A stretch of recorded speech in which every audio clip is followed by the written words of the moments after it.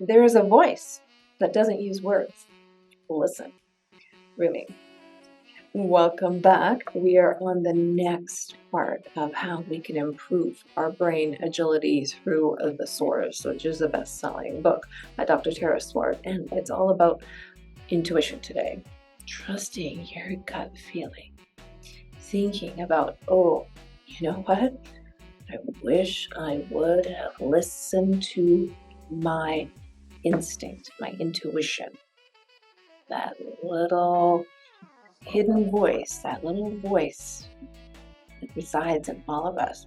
And that's what's super exciting about this chapter.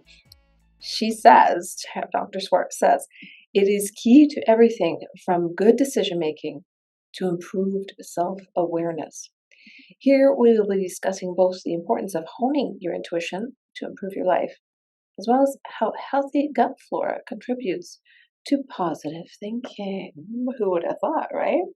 But there's a new science of trusting your gut.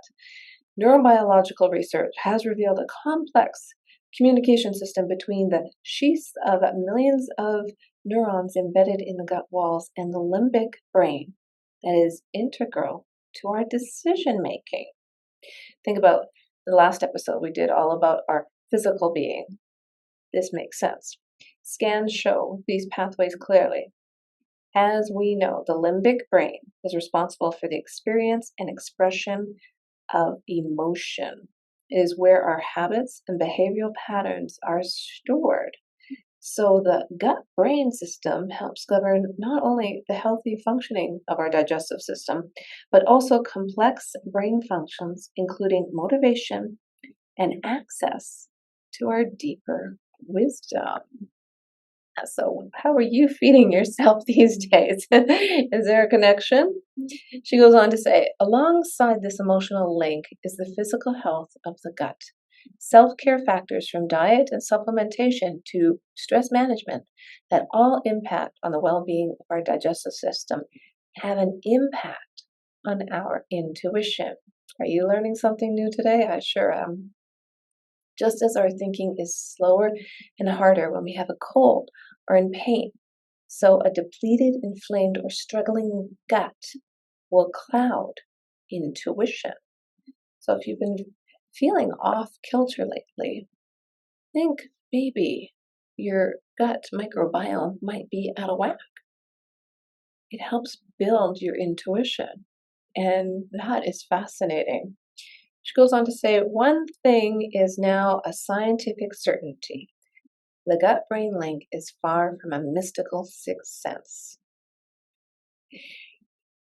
And her clients, once they hear about the science, they understand that it's certainly worth doing, that they can improve their gut-brain connection and learn how to better listen to their inner voices.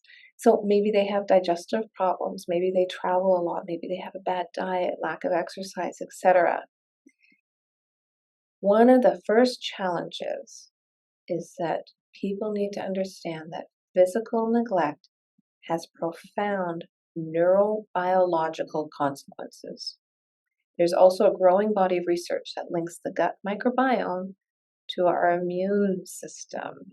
Yeah, they don't know enough about it, but it's an exciting area of research that points to being pivotal in terms of understanding the interconnectedness of our immunity, resilience, and optimal brain performance. So if you are looking at things in retrospect, in hindsight, and you didn't listen to that little voice, or there's no little voice to hear, maybe this is what you need to work on for improving your brain agility. As mentioned in the beginning, mine is mastering my emotional self. That I work at all the time. Patience, patience, patience. Other people may think, well, yeah, I wish I had a little voice that was talking to me, telling me instinctively what to do. And if you have a child, oh man, I don't know what it's like for the father, but as a mother, oh, intuition was key in so many things. so many things. It's important to advocate for your child, and you know it, you feel it. Moving on. Gut and mood. There are other important gut-brain facts to take note of. Your gut produces neurotransmitters. A staggering 90% of serotonin works primarily in your brain is produced in your gut. Serotonin acts in a variety of ways in the brain as a happy hormone that helps regulate mood, and in the gut as a molecule, which means it induces change in close by cells in the body. This action has been shown to impact on weight gain by helping regulate insulin production. Self-care factors from exercising enough to eating a balanced diet are associated with healthy production of serotonin in the gut and the added benefits of this on mood. And as we age, our bodies keep shape-shifting, don't they? Think about where you started out in life and where you are now. Your body has changed inside, outside, every which way, and it continues the morphing your entire life. So if you've noticed some weight gain, or weight loss for that matter, maybe if you improve upon that, get better nutrition, be hyper aware of what you're eating, your intuition will also get stronger. Wow, that's like magic. She says self-care is key to keeping our stress symptoms under control. And research shows that stress levels are constantly being communicated by the brain to the gut. Chronic negative emotions are perpetuated in this way, and an unwell gut may mean we feel the effects of stress long after the cause of that stress has disappeared.